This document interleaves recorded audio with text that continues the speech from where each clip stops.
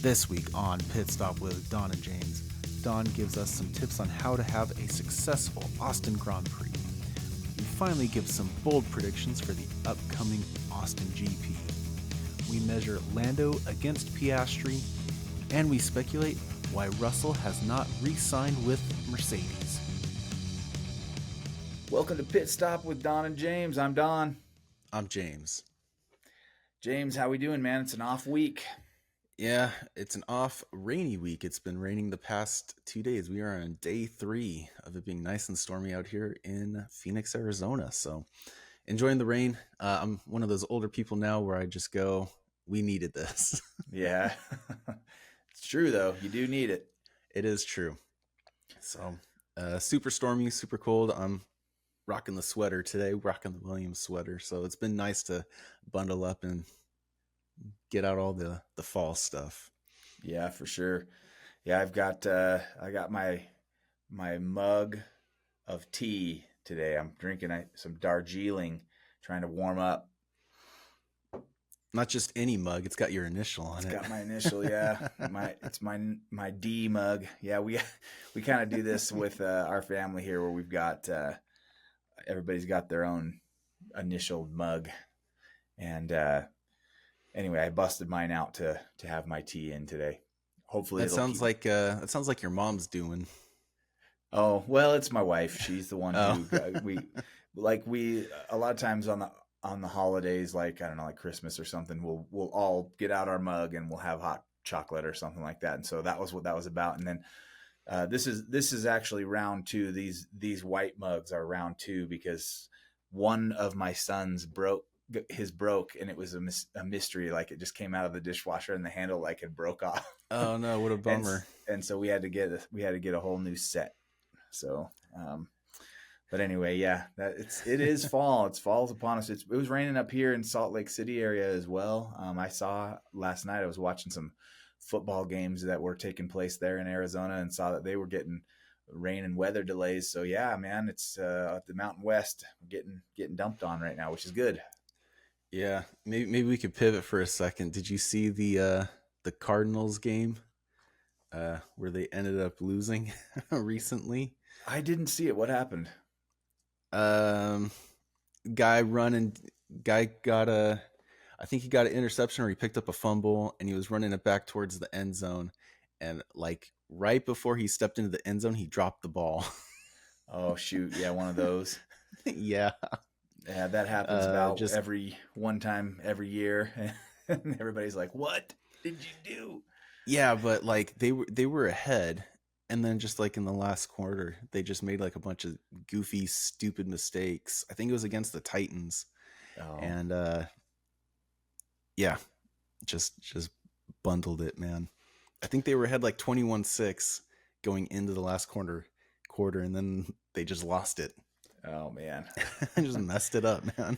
Cardinals, they've been kind of plagued with some poor play over the last little while, and they're kind of a rival for me because I'm a big Seahawks fan, being that I grew up in Portland and Seahawks was the closest team, so they're in the same division, Cardinals and Seahawks, if I'm not mistaken.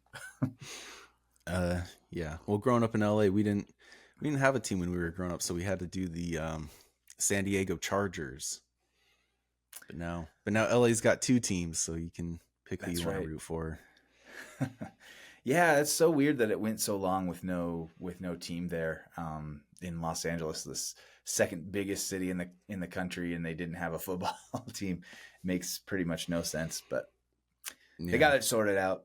Some people had to suffer. San Diego, sorry, had to lose your Chargers, and then the Rams moved back to LA from St. Louis, right? So. Yep. That's right.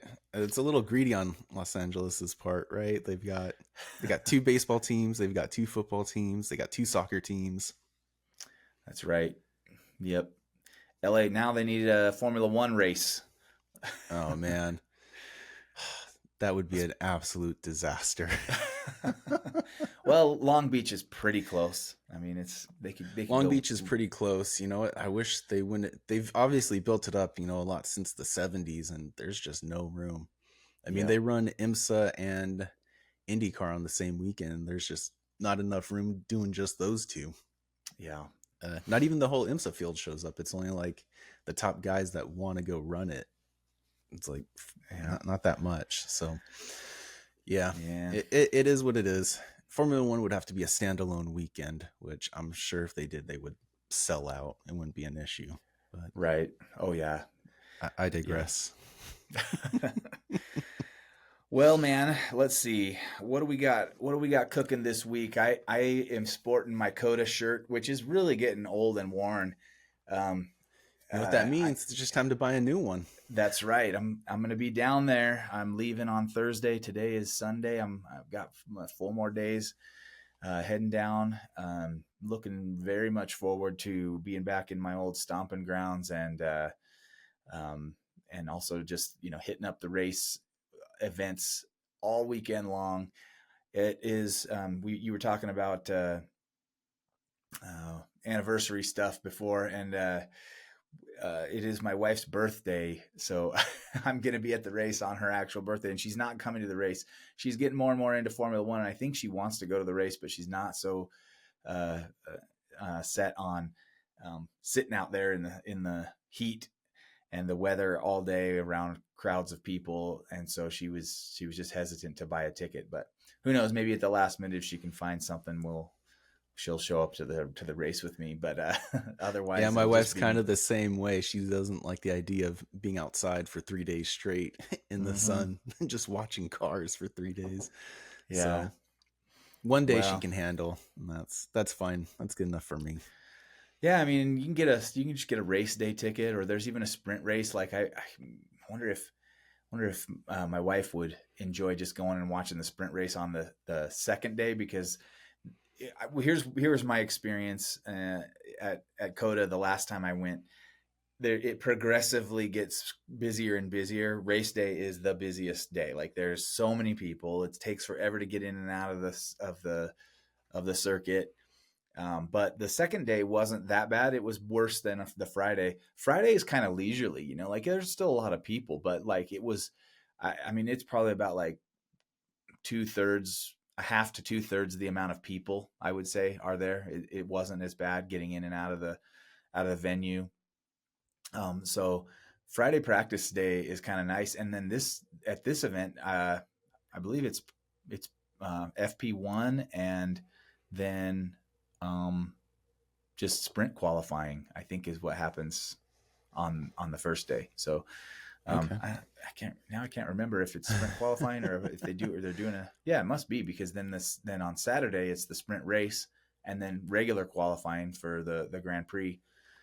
So it will be kind of an exciting Friday instead of just watching 2 practice sessions, Yeah, so it'll be practice 1, then sprint qualifying. Mm-hmm. Yep, that's right. And then you got the sprint and then regular qualifying on the Saturday, and then the race on Sunday. Which I think they ran the sprint race there last year, right? Yeah, I think you're correct. Yeah. Well, maybe why don't you give us a bit of a rundown about COTA? Where do you like to sit? Where do you like to watch? Where's some of the best places to see all the excitement from? Yeah. I'll tell you my experience, and then kind of what I'm thinking of doing, or what I'm trying to do this time. Okay. So just a little bit of information about the track. It's just south of Austin. It is 56 lap race, 20 turns. There's 20 turns around this track. It's been around. It's a fairly new circuit, right? Like it hasn't been around that long. It was built in 2012. And I actually did a little bit of research last night. I was looking at a bit of the history of who designed it. Have you ever heard of this guy that designed it? He was a former autosport racing guy, but he's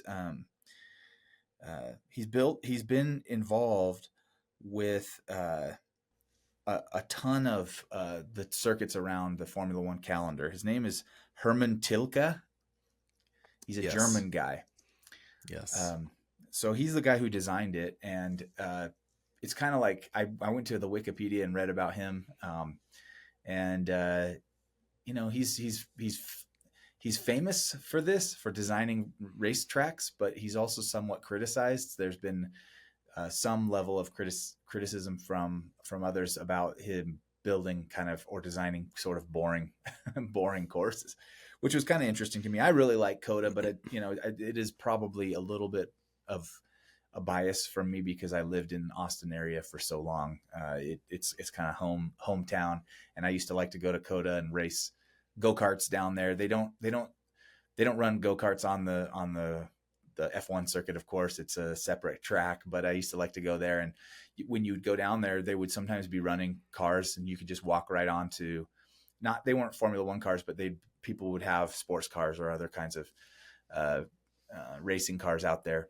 You could also pay and go take if you had a hot rod or a muscle car or something like that, and you want to go take it out there, you could go do that. I think it was about $100, and I never did it. Nice. But my next door neighbor down in Austin there, he had a pretty souped up Mustang that he would take out there pretty frequently, once a year, something like that. Yeah. I always wanted to do it. I wish I would have had a decent car, but I was running a really nasty old Nissan Altima, and it wouldn't have done anything out there. So anyway, the circuit was made to kind of emulate different tracks. I think they pulled from the Maggots and Beckett corners from Silverstone, is what the S turn kind of area, high speed turns 3 through 7 are supposed to sort of be like. There's also some parts that are supposed to be a little bit like Suzuka, I guess. So it's got a lot of good elements. That's one of the reasons why I like COTA a lot. And I will say that I don't recall in the past few years there being a lot of overtakes necessarily there. So overtakes are one of the things that makes this sport fun to watch. And so I'm always looking for tracks where overtaking is a possibility, and where people are going for moves on other cars. So I'm starting to have my doubts about COTA being great for that reason. But anyway, what happened last time that I went to the race, and I went in 2021. Been a while. Yeah, it's now been 4 years since I went. And what happened in 2021 was that we got general admission tickets. A lot of the Formula One tracks offer a general admission ticket, and when you go, it's kind of like going, to go for a picnic or something. You can pack your stuff in, you can take your own chairs. So we all packed camping chairs, and you have to carry them in. So that's kind of maybe the worst part about it, is like it's a bit of a hike to get somewhere, especially if you want to go to some place on the track that's a hike from the entrance to the circuit, because you don't you got to walk this like really long route around the around the track, and it takes a long time. I walked around the whole circuit one day between events. I just like did a lap, and it's probably like a 4 mile, if not 5 mile walk to hoof it and through a bunch of people. So carrying in your chairs, you can, but the nice thing about the general admission ticket is that there's all these areas where there's not a grandstand and it's just grass, and you can just set up and watch the race from this grass, So that's kind of a cool thing. And when you do that, you can, if you want to try different areas of the track, you can totally do that. And what I found when we went before was at COTA, sitting at turn 1 is a really cool place to sit. It's so the front straight goes up a hill, and yes, it's huge sort of elevation change. Yeah, huge elevation change, sort of famously there into turn 1. And then turn 1 is it's a big turn. It's not quite a hairpin, but it's got the cars have to slow way down to make the turn at turn 1, and it's got a lot of road there, so there's a lot of room to leave for people to make it around that turn. And then for viewing, on one of the days, I think it was on the Saturday when we were there, we were able to move up there, and we sat right in front of the grandstand at turn 1. You have to get there super early because there's so many people. But we went there and we sat up on the hill there, which gives you a really good vantage point for the track. So I'd say if you're doing general admission, you're going to be able to see the most of the track from turn one because of that elevation change. That's one of the issues at the track I found with general admission. If you go to another place that doesn't have that high vantage point, you're going to be limited to really only seeing what's going on in your immediate vicinity, which can be kind of a bummer. But it's still mind blowing when you see a car come ripping past it wherever you're seated. So Right. but anyway, yeah, that's what I'd say. Turn one. Now the other place that I thought was cool is to sit over by turn four, which is through those S turns, and the reason that that's cool is you get a very wide, like I was just saying, you kind of can only see what's right by you, but there's a huge grass area out there, so you've got a lot of different places you can kind of sit. You can go walk up to the fence. You can see the cars coming out of turn one slowly and then just stepping on it to go through those S turns. And the S turns in a Formula One car are one of the coolest things to watch, because you're seeing a car with a lot of agility going through these fast, high speed turns. So I love sitting over there and kind of seeing the cars navigate the S turns. And I'm looking forward to it because I think that's where my Grand Prix day tickets are. So what I did this year is I bought a pass that allows you to choose a grandstand seat. I wanted a grandstand seat because it, in the grandstands, you get to be up higher. So I thought I could see more of the track. And you wouldn't have to fight for a spot, right? Because right. in general admission, you got to get there early, stake your claim. And then if you want to get up to use the restroom or go grab a slice of pizza, you're risking that someone's going to steal your spot. So, yeah. So anyway, I got grandstand seats, and on Friday, I'm going to be, I think, at turn 8. On Saturday, I'm going to be at turn 19, which is kind of the end of the circuit. Yeah. And then turn 4 on Grand Prix day. So I'll get to choose different vantage points, and I'll definitely be letting you know which ones are the best ones.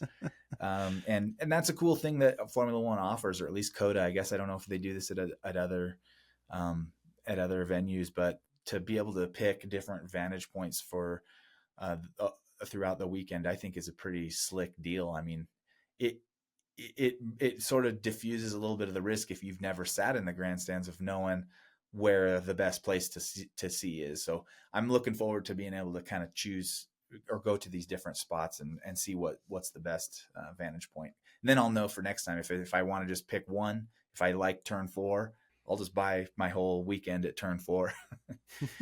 But yeah, that's kind of the scoop. I would say that the nice thing about turn 8, which is the circuit heads off to one direction, and then there's a very high speed area, almost hairpin. Again, it's not quite a hairpin. I guess I could point it out. So let's see here. How is this? Down on the right above the A in USA is turn 8. So this is turn 1. I think the way that that's turn 11. That's 11. You're all mixed up. You're right. I'm all backwards. Yeah. But yeah, I'll be out over in this area. There you here go. for the it's very for handy the Saturday. Or sorry, for the Friday part. And that you get to see again a slow down and then a huge straight. And then so it's really pretty cool circuit. They also do a lot of cool events and stuff. There's an amphitheater there where they'll do some music stuff. I think that's pretty common at other F1 venues as well. But pretty happening scene. Yeah, I think one of the biggest differences is you are flying solo this time around. Last time, you managed to convince my whole family to go out there with you. I unfortunately wasn't able to make it. The race weekend just happens to fall right when my wedding anniversary is, so we're usually off doing something else, usually in Europe somewhere, cruising around. But the big takeaway from me as an outsider that didn't go with you guys was just how crazy the traffic was. Do you know if they've remedied that at all, or are you ready to sit there for another 4 hours trying to leave the circuit? Well, I don't think they've remedied it. I don't know what they could even do.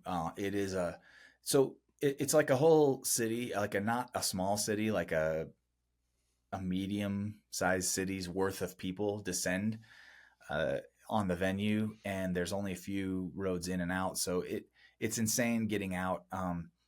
That is a problem. What I did this year is that the Circuit of the Americas offers a shuttle now. So I don't know if they've always done this, but there's a place you can go. You park. It's far away from the venue, fairly far away, and you can drop off there and then hop on this shuttle and go in. So we'll have a rental car. My wife will be driving. She hates driving. She's going to drop me off at this shuttle stop, and then I'll shuttle in. So I don't know that that's going to necessarily cut down on, the time, because the shuttle can get stuck in the traffic just like I would in my car, but I won't have to park or anything. And my goal will be, and so the real single biggest problem was getting out of there once the events ended. The first day, Friday, like I was telling you, there's significantly fewer people, and we didn't really have any problem getting out of there on Friday. Saturday, it got a little annoying. It was like an hour and a half, 2 hours to get out of the parking lot. Sunday, it took us 4 hours to exit the parking lot and get going back to my house. So, that's so long. It was bad. And so what I would do differently if I lived there still and I was driving in, I would just bring I would bring a hibachi grill and a couple guitars and I would just tailgate outside the venue after it was over and just wait for stuff to clear out, and a cooler full of drinks, and I would just kind of make a party of waiting it out, because it would have been just as good to do that for several hours than to sit in the traffic. And you probably heard the story. I was sitting there in traffic and some ding dong tried to go around my car to get out. And I'm just like, I'm dead stopped. And he goes around and completely fender benders me. And then I got to get out and exchange information. And your brother was really hot about it. He was like about ready to jump out and yell at this guy. And he kept his cool, but he was not pleased. You should have just let him. He would have let him have it. My brother's pretty good with the intellectual insults, so it would have been more of a spectacle than anything. Oh yeah, well, I was pretty close myself. My fuse was lit, but I mean, what are you gonna do? It would end up being like I don't know if you've seen the Seinfeld, where it's a very less played episode called the Puerto Rican Day Parade. Yep, and of course Jerry keeps insulting this other driver, and then maroon golf and then they see each other, a bunch throughout this episode. But anyway, yeah, that's I sorry, man, that was a long-winded explanation of COTA. No, it's good, man. But it'll be a fun time, and I've been checking the weather report. So far, I'm not seeing rain down there, but temps in the mid 80s. If it holds like that, man, it's going to be great. It was in the low 90s, I think, when I was there last time. And even in the mid 80s, you're getting kind of cooked by the sun if you're not careful. So I'm going to have to, dress appropriately. And that was one of the big things I took away. Your dad showed up. He had long sleeves on and jeans. And I was like, geez, man, that's going to be hot. Like I packed we had bags, and I put flip flops in there. I had a loose button up shirt so that I could, breathe. And that's, right, I think, the way to go, and then when you have to walk around, you just put on some shoes. And then when you're sitting there, just back to the flip flops. That helped kind of keep me cool. Yeah. For those that don't know, it can get pretty stinking humid in Texas. So it's very humid. And now I'm adjusted to this. And it's dry air in Utah. You think you've adjusted, man. Try Phoenix. It is unbelievably dry. But yeah. You were talking about sitting over kind of at turn one, and you have that elevation shift, man, that must be so nice to be able to see the whole track from there, because the only other track I've been to would be Long Beach. And as much as I love Long Beach, where you sit, that's what you see. There's no no elevation change or anything like that. There's a bunch of buildings in your way. Totally, it's a street circuit, so it's definitely different. But maybe, what would you say makes a really good like racetrack as a spectator? If you're gonna be there, maybe versus what's on TV, because like I like the idea of Las Vegas. I think it looks really cool as a night race. You see it on TV, you see everything lit up, and it looks really good. But I can't imagine as a spectator going to Las Vegas.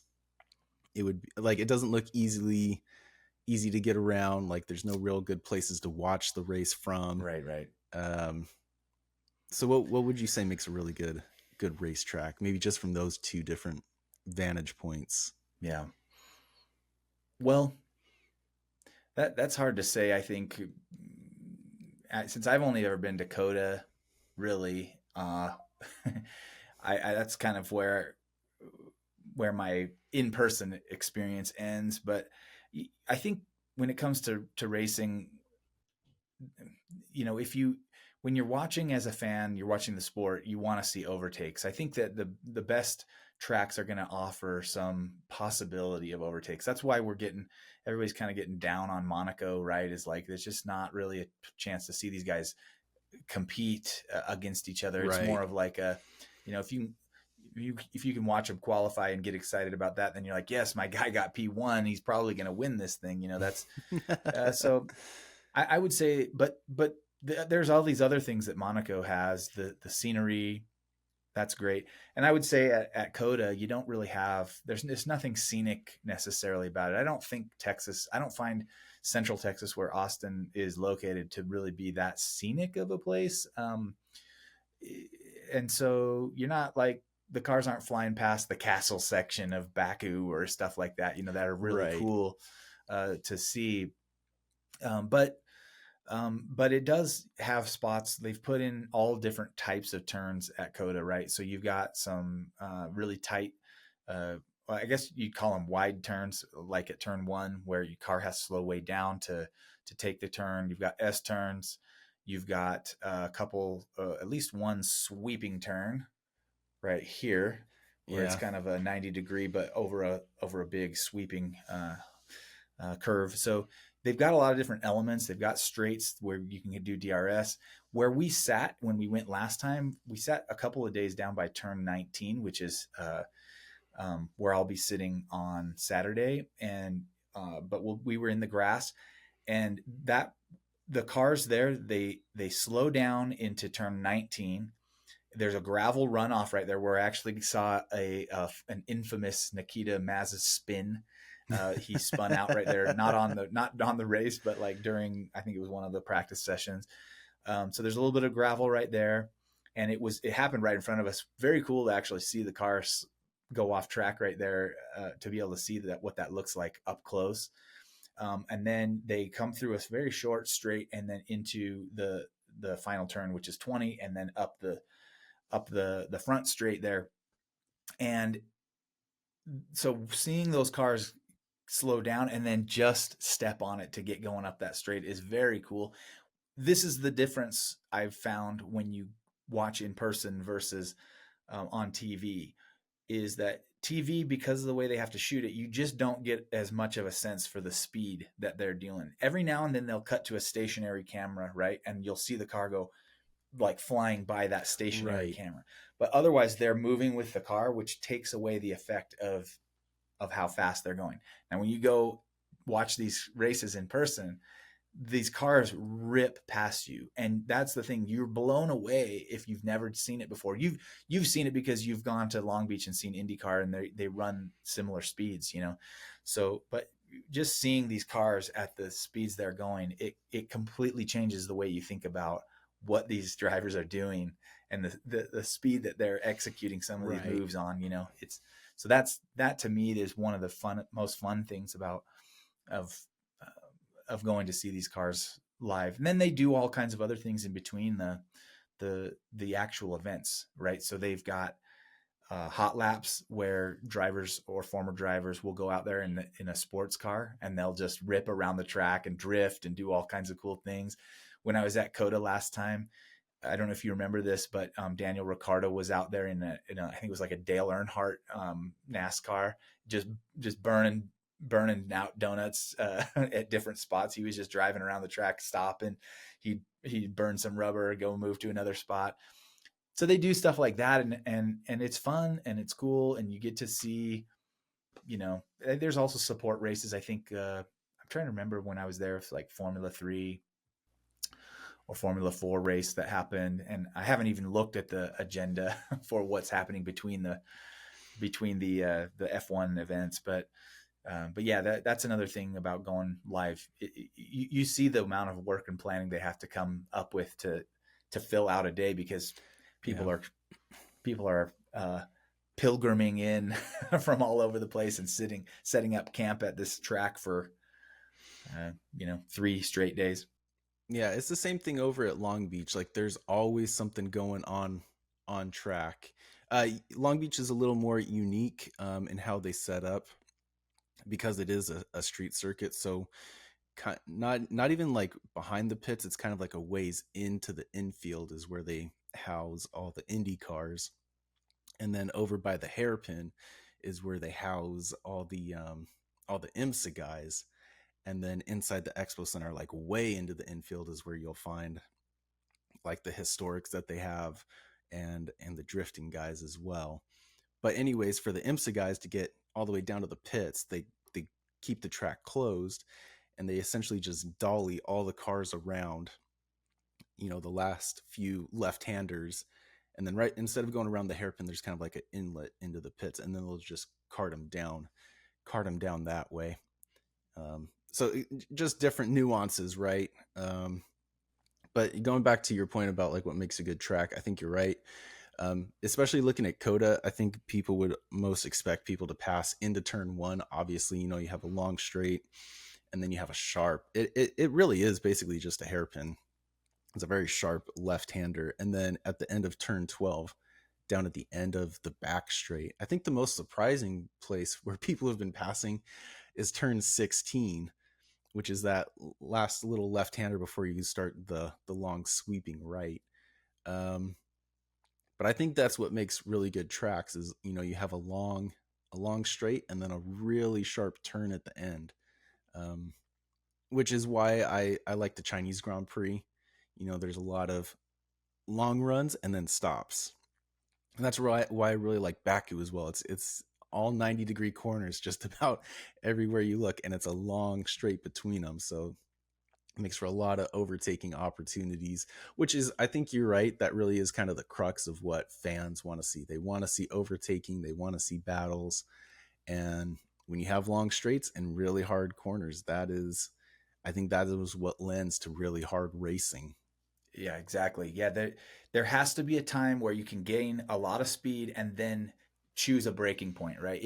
Yes, to me, that's what makes an overtaking opportunity, because if you can break late, you get this lunge. You can make these darting moves and come in, and maybe if the other driver doesn't play the defense properly, you can swipe a position. So yeah, somewhere area where you can gain speed, and then where you've got options for braking. And you know what? Turn 1 was really interesting. You mentioned it being a place where you would expect to see overtaking. I think you do see some on the way out of the start of the race. Yeah. But what happens is you got elevation that adds to your braking choice, right? Because the elevation naturally takes away speed. So right. You don't, you can play with that while you're trying to negotiate your braking. There's been some cool incidents that have happened at turn 1. I was shocked when I was there watching, because like I said, on one of the days we set up shop right in front of the grandstand, and we were looking out at the guys going through turn 1, and you could see on the practice sessions I was surprised at how differently they took the turns each time, and that everybody didn't take it the same way. And that's another thing that I think is sort of lost on TV. You don't have enough time focused on one turn as the different cars go through to see the different lines they're taking through the turns. So and that was something that was shocking to me, because I kind of somehow in my brain I had worked it up like, oh, there's a fastest way around this track, probably from playing video games, right? They put a line on the track showing you how to get around the track. So I figured like all the drivers know the fastest way around each turn, so they're going to set it up and take turn one. You know, they're going to come in at this particular angle to get around it the fastest. And I didn't see that. It was like sometimes they'd come in and they would take it a little wider, and sometimes they would take it a little tighter. And so that was very interesting to me to see that, you know, even these top level drivers are doing what I would do on the go-kart track to try to figure out what's going to work the best for me to get through this track and suit their style. So, now, having said that, the margins are not huge. They're not, you know, one guy isn't going like way out and around while another guy's cutting. It's just the initial angle in, and you could kind of see that certain drivers took it a little more aggressively than others. And so, yeah, that was a cool thing about seeing it live.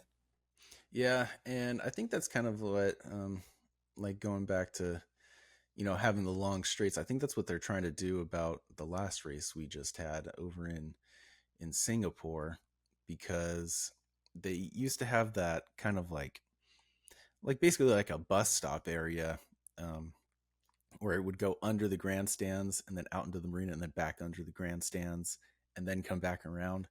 Not a lot of real passing opportunities. I mean, the front straight is short, and then you have one kind of long run. And now that they've alleviated that area, you kind of have a second longer run. But, you know, I say we didn't see a lot of passing, but Carlos Sainz, he had like 5 passes in the last like 5 laps or something like that, which they didn't air at all. So yeah, he was maybe there's more passing going on than we know about. I think they only made a big deal about Carlos just because of how many it was. I'm sure there were other overtakings that we just didn't see. Yeah. So bit of a bummer, but you know, I'm excited that you're going to be at the Circuit Americas. I'm very, very jealous. Well, to say the least. We'll get there one of these days, I think. Sometimes I lament that I moved away, because when I lived there, I mean, basically I had the perfect location to host people that want to come in and watch this race. Like there's a toll road that goes to the venue, and I live just off of that toll road. So like it was a straight shot down to the venue. I had a nice house. I had like a pool and a hot tub at my house. And so like, it was like I called it the resort. And so I could have hosted you and your wife, or, you know, if your brother or your dad wanted to come out again, and you know, I could have done it. And then I had to go and move. So I blew it. So looking forward to this upcoming weekend. I thought it would be a good idea to get back on our bold predictions for the upcoming race. It's kind of a tough one for me, because last year Ferrari won 1-2. Charles Leclerc won with Carlos Sainz coming in P2. I don't know that I can predict Carlos Sainz will be that high this year, but Charles Leclerc, maybe he could be. I think the more realistic prediction, which isn't going to be that bold, I'm going to say Lando Norris will beat his teammate Oscar Piastri and close the gap. So I think Norris will be P1, Oscar will be P2, and for P3, I think it's just going to be Verstappen. I don't think it's that bold of a take. It's not really a bold prediction, more of just a regular prediction. But I will say, I think there will be at least 2 DNFs coming into the race. Got any guesses about who's going to DNF? Is it going to be an Alpine? You know, I'm gonna make it a little crazy. I'm gonna say George Russell. He's been having such a good season. I think it's time something bad happened to him. Like he's just run out of luck. So I think it'll be him. Um, and then for the other one, ooh, man, that is a tough one. Maybe Sonoda. I don't know that other than just poor results. I don't know that he's ever had something bad happen to him this season. So I think he's run out of luck as well. He's due up for a Something's DNF. going to happen to those two guys. I can feel it. Tsunoda and Russell DNF Yeah. race. Yeah, you're really going for it there. You went specific. Gotta. Nice. All right, well, I'll be watching those what about guys. You? I'll be looking for smoke coming out the back of one of those cars. Yeah. What about you, man? What's your bold predictions coming up to this race? Well, in the spirit of what you just did, I think I will make a regular prediction, and that's it. It would have been a bold prediction a few races ago, but now I'm going to say Max wins again. I think he's going to win this thing. He's good around COTA, so I think we'll see Max there. I'm going to put George Russell, not DNF, but on the podium. And then we're going to have one of the McLarens on the podium, and I'm hoping it's Lando. And then, that's going to cut into the Drivers' Championship lead. So that's my podium. Max 1 and George and Lando somewhere in up on the podium, either one of them in P2 or P3. I don't know. So that's my prediction. Calling the podium. I'm going to say too, by the way, my bold predictions will have nothing to do with Yuki Tsunoda, good or bad. I'm just leaving him out of this. I'm going to say for my bold prediction that we get a Haas car in the top 10, so scoring points. And I'm going to say Fernando Alonso P7 or higher.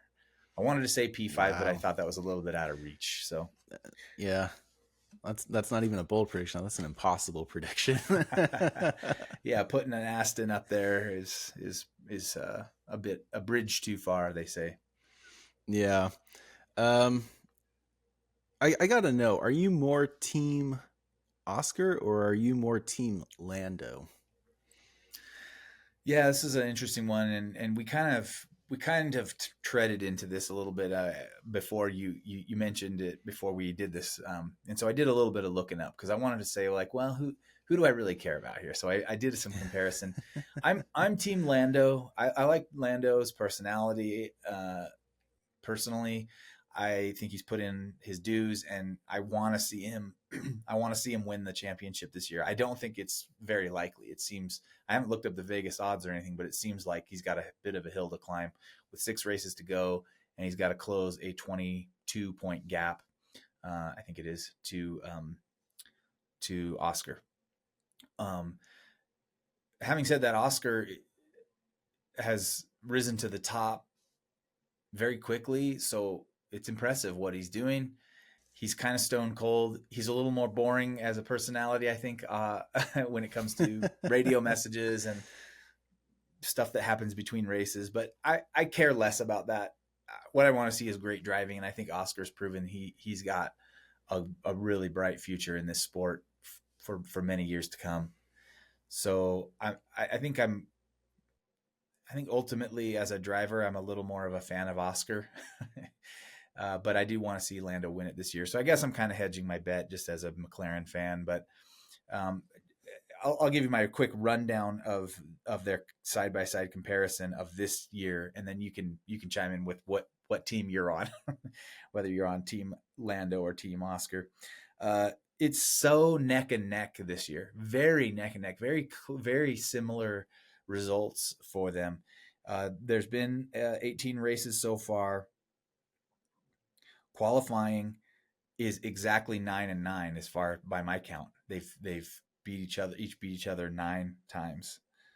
5 poles for Lando, 5 poles for Oscar. I mean, it's like dead down the middle for qualifying.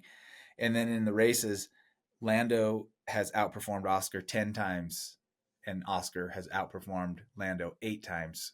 So it's a very close split there, with Lando winning 5 times, Oscar winning 7 times. So, I mean, that's a little more in favor of Oscar. Lando's had 2 DNFs, Oscar's had 1, and they've both hit the podium 14 times. I mean, it's dang. very, very even split, right? Yeah.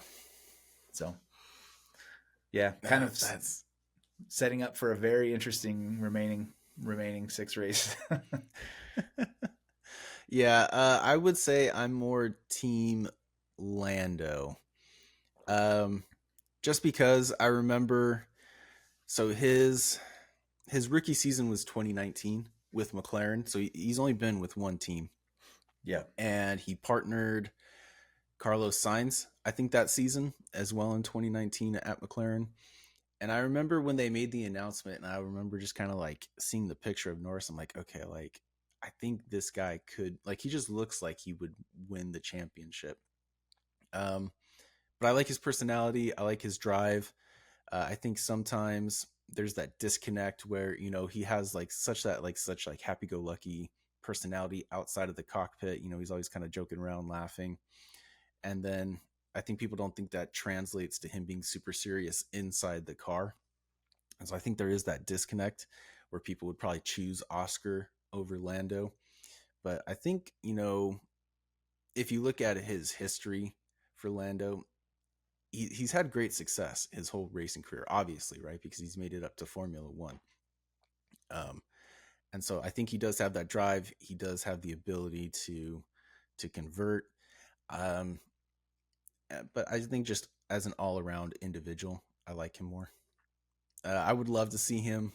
I would love to see him win the championship. However, I don't know. I think Oscar's going to do it, which I don't have a problem with. I like Oscar. I like Oscar as well. I've got nothing against him. It would have just been nice to see Lando take that P1 overall, you know? yeah, I mean, I'm already calling it, but anything can happen, right? There's still, what did we say? There's 6 races left in the season. yep, Anything can happen, and it usually does. So, yeah. Yeah, you're right. And there's been a ton. Part of the reason why I wanted to do this side by side comparison that I did was there's been a lot of we've even seen it on our text thread that we have for our Formula One group, which is mostly your family and me. And yeah. then but people kind of dogging McLaren like they're trying to favor Lando. And I think maybe we've seen it. You know, we've seen it happen with a couple of the like team orders things, but I think it's gotten blown up a little bit too much. And these stats prove that it's been very even split for the season. They're both coming out like neck and neck, and it's good for the sport. It's an interesting thing. It'll be one of those seasons that people talk about for a long time because they locked up the constructors pretty early, and then they they had to sort out how they were going to play the drivers championship, and I hope they do it with letting them race and figure it out on track, and that may even mean some DNFs. I kind of hope it doesn't, but if they run into each other, that'll just be more drama for us to talk about.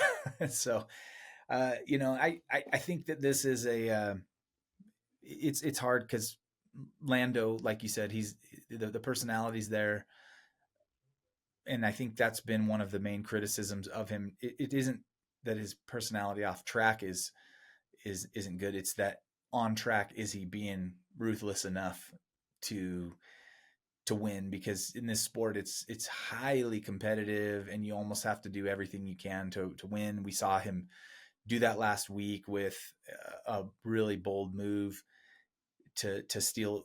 Lando put a bold move to steal P3, and Oscar didn't like it, and there was contact. It didn't result in anything catastrophic, but Oscar never recovered from that, and that's what champs do. They bury you, so. I mean, Max would bury anybody to win, and that's the edge that he's got, and so yeah. But what I'll tell you what I do really like about Oscar. He's so even keeled, and Very stoic. very stoic. He doesn't seem to get worked up. He's obviously upset about things. Like last week, I guess he just unplugged his radio when Zach was trying to congratulate them on the constructors. He just hung up on them because he was mad. Well, they also started the celebrations without him, right? Like they were all up there celebrating, and they didn't wait for Oscar. Like Oscar was just left out. So I could see why people think there's favoritism towards Lando, because sometimes, like in those instances, it is kind of blatant. Yeah. Well, I've seen, you know, Oscar is clearly really good at what he does. That even keel translates to a smooth driving style. He's consistent and technical. So that's good, and that'll pay off down the road as he develops his racecraft a little bit more to just how he's going to edge people out, and I don't think it's going to bother him one bit to be ruthless when he needs to. That I've seen several social media posts as well of other team principals kind of weighing in on this situation, and I think a lot of the people watching the sport, they think that Oscar's kind of the future for McLaren, not necessarily Lando. So, I mean, I'm saying all this, Oscar, I don't want to diminish that Lando's fast. The guy is fast, and hopefully he's still got a good chunk of years of prime time left. He can, if he's in a fast car and he can refine some of his racecraft, I think Lando's got a lot of potential as well. But anyway, we'll see. Everything's going to go up in the air in 2026 when the new regs come in and people are trying to figure out the car. So I'm hoping McLaren's all over that as a McLaren fan, and then we'll see. Maybe the new car suits one or the other driver better. Who knows? Yeah, it's gonna be crazy. I'm predicting that there's gonna be no love shown between those two guys the rest of the season. I did see an interesting rumor. I'm gonna put it out there that it is just a rumor, something social media has thrown in front of my face, and that it's McLaren and Ferrari were looking at doing a swap with Piastri and Leclerc. So Leclerc would move to McLaren with Lando Norris, and then Oscar, of course, would go to Ferrari with Lewis Hamilton. Just a rumor. I saw it on my social media feed, so I don't know if it's true or if that's even like a real thing, if there's actually been that conversation. But it would be interesting to see, because Charles wants to be the number one driver. I think he's been demoted to the number 2 driver at Ferrari, with Lewis Hamilton being number 1. And if he went to McLaren, he would want to be that number 1 driver again, but Lando's going to want to be number 1 too. So it's just going to be a hard suit. And that's kind of the catch-22 of being at one of the top teams, right? On the lower teams, you really just want to play the team game and just kind of help the team evolve. But when you're at the top, it really does make a difference if you're number 1 or number 2 driver. Yeah. So I don't know, man. Just a rumor. So I don't think we really have to worry about it. But I'm predicting that it's going to be, if Oscar and Lando happen to be next to each other, it's going to be a dogfight. Yeah. Yeah, it's setting up. That rumor would be really interesting. I think that the winner of that deal would be Charles. I don't think Oscar would want to go to the Ferrari. But Charles has been with Ferrari for much of his Formula One career, right? Did he race in another? He was at Alfa Romeo, Sauber Alfa Romeo. But he's done. I feel like Charles has pushed the Ferrari as far as it can go almost. And if they don't change something about the car, he should get out of there. He's a very good driver, and let's see if he could get into a car that can win him a championship. Oscar would be going backwards, I think, if he went over to Ferrari. And to your point about them, favoring Lewis over Charles, we did a breakdown of this a week or two ago where we compared Lewis, because I think it was when I was talking with Patrick, I was giving my thoughts about Lewis Hamilton, and Charles has way outperformed. It isn't like this McLaren situation where it's like they're both performing almost exactly the same. Charles is head and shoulders above Lewis. So that would be frustrating to not be considered the number 1 driver if you just were dominating week in and week out. So I know you're going up against a 7-time world champion in Lewis Hamilton, but he's not bringing the goods. You know, you gotta pay respect to who's delivering with the car. So anyway, Yeah. Maybe one last thought before we leave. George Russell still has not been signed. His Cadillac has still not been renewed. What do you think about that? Well, that's not a good sign for What would they be waiting for, George. Right? It would have to be that Toto is thinking about who, if there could be an opportunity to sign somebody else for that seat, right?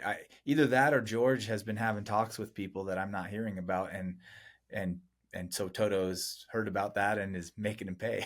I don't know what else. Yeah. I don't know what else it could be. George has been a Mercedes man his whole career, right? He was in their development program. He famously went to Toto Wolff with a PowerPoint presentation to make his case when he was a teenager to sign him up, and so that they've invested a lot in him, and I think he's delivering. He's winning races, and getting podiums. I wish they'd lock him up and bring him back. But Toto is used to being on the top step, and I think he wants to get back there. And I'm somewhat sensing that there's a bit of doubt that George is that guy, right? That can get him to the top step when they're in the new rigs. I don't know. Why would he not be, though? I think he would be. Well, Mercedes hasn't signed any driver, right? Because they haven't renewed Kimi Antonelli yet. But seats are still available. There's one seat at Alpine, and nothing has been confirmed for Racing Bulls. Everybody's saying Isaac Hadjar is going to get the step up to go to Red Bull, and he's going to partner Max Verstappen. I predict Liam Lawson will get a contract renewal, especially how well he's been doing in the last half of the season. Does Yuki keep a seat and just get demoted to Racing Bulls, or is he out a seat because he currently does not have a drive? So, but I think Mercedes not re-upping Russell's contract it's surprising because he's done so well this season. He's running great races every race. He's doing great in the championship, and because he's fourth in the championship right now. Mm-hmm. I don't know why Mercedes would not want to re-sign him. Maybe they have tried, and maybe it's just Russell holding out. Maybe they're just not giving him the terms that he wants. He might be thinking he's better than he is in terms of what he's asking for. So I don't know, man. I really don't know. Yeah, it's an interesting situation, and I don't know how long it's going to drag on. Maybe they'll wait till the off season. I don't know. I feel like a lot of the Max Verstappen rumors have kind of died down, and they're just accepting that Max is going to keep driving for Red Bull, and maybe Toto's not still pursuing him, because I think Toto wanted to sign Max. I'm sure he did. I saw something interesting about that. Because Red Bull have obviously upped Max Verstappen's contract, but for people that don't know, there's usually buyout clauses that can be triggered within those contracts, right? If certain conditions are met.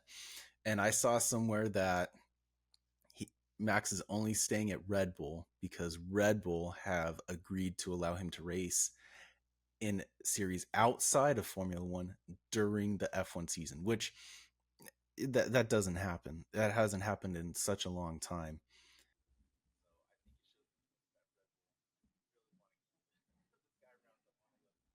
Right.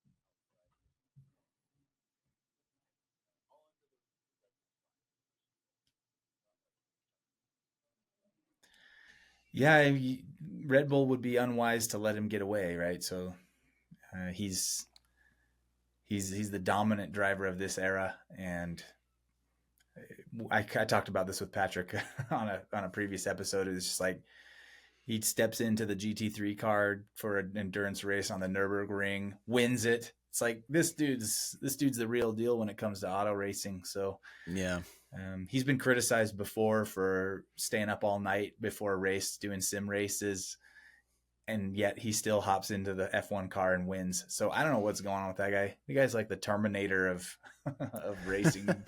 He's a machine. Just do whatever he wants. Yeah. Well, cool, man. Well, thank you for your time this morning, and we're gonna have to figure out something for next week. You're gonna have to let me know how the race went and what your thoughts were while you were there. Yeah, but it's gonna be a good time. I'm jealous I'm not going with you. Yeah, well, like I said, we'll make it together sometime. We'll make it to one of these races. I'm even still slightly considering, because I was telling you, my wife doesn't really want to like be out there all day in the heat. Vegas is not hot during November during that race. It's 6-hour drive from my house to Las Vegas. I'm thinking about getting a ticket just for Sunday for the wife and me. We'll go down. I think the actual race takes place like between Saturday and Sunday, right? Like in the midnight. Yeah, it's midnight, I think. So we just drive down, watch the race, and then drive out of town and stop somewhere and stay the night out of Vegas, so that we don't have to deal with all the traffic in Las Vegas. But that's what I'm thinking of doing. So maybe I'll hit 2 races this year. We'll see. And if I do that, I'm going to lay it on thick to try to get you out there. Yeah. It's going to take a lot of schmoozing. That's right.